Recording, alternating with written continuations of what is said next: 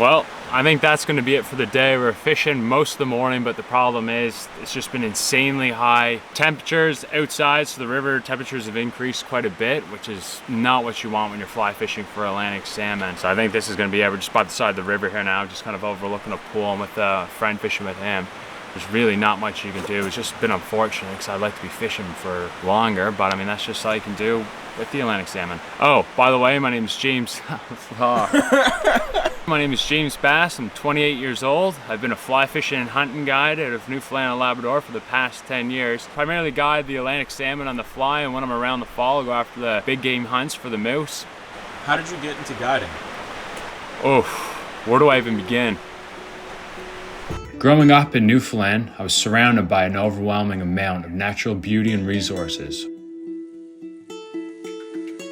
One of the most remarkable being the Atlantic salmon.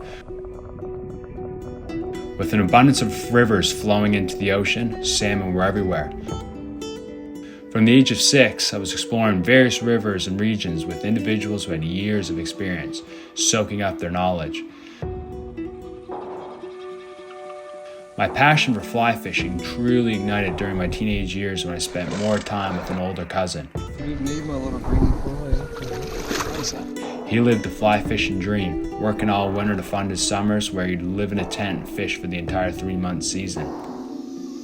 In my eyes, he knew it all, especially with the dry fly. He could place that fly so smoothly and meticulously that it seemed like salmon were just drawn to it.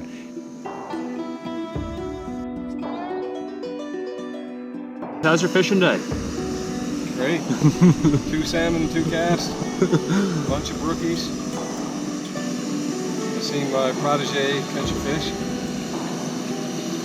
His biggest talent, though, was hooking large salmon where there seemed to be none.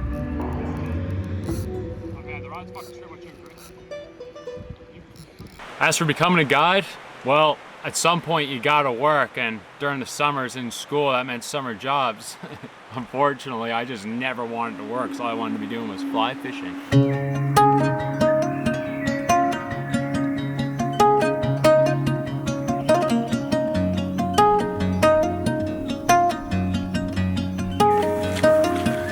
There he goes.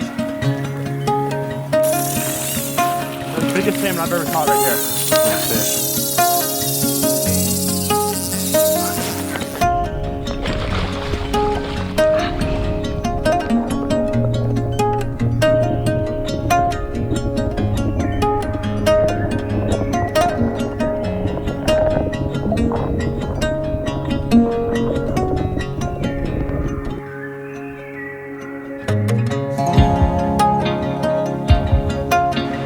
I landed a guiding gig up in Labrador during my summer between high school and then going into university, and that's when everything changed. Now, I'm up in the big land, flying around in helicopter, float plane, exploring all these river systems.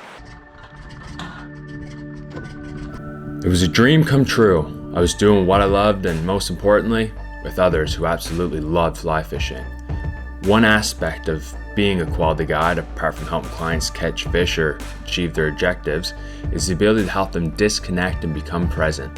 Now, I'm not trying to be all spiritual or yogi, but when your day is consumed by your phone buzzing and marketers pushing campaigns your way without your permission, flying into the middle of nowhere without any communication can be the ultimate form of decompression. When clients would come off the plane, knowing that they'd never fly fished before for Atlantic salmon, they were partnered up with me. There was no better feeling than taking them up the river or whichever pool you had, especially if you could sight fish for the salmon. Seeing them and then getting them to put on a small dry fly, throwing it in front of them, letting it swing down and just watching that salmon, boom, smash that fly. I mean, those are memories you'll never get back, and moments that you'll cherish for the rest of your life. But I know they will as well. I think that's one thing that always kept me going as a guide.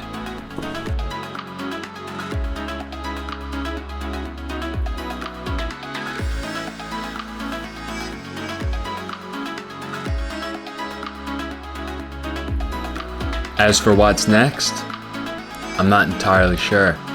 But as long as salmon keep swimming up the river, that's where they'll find me.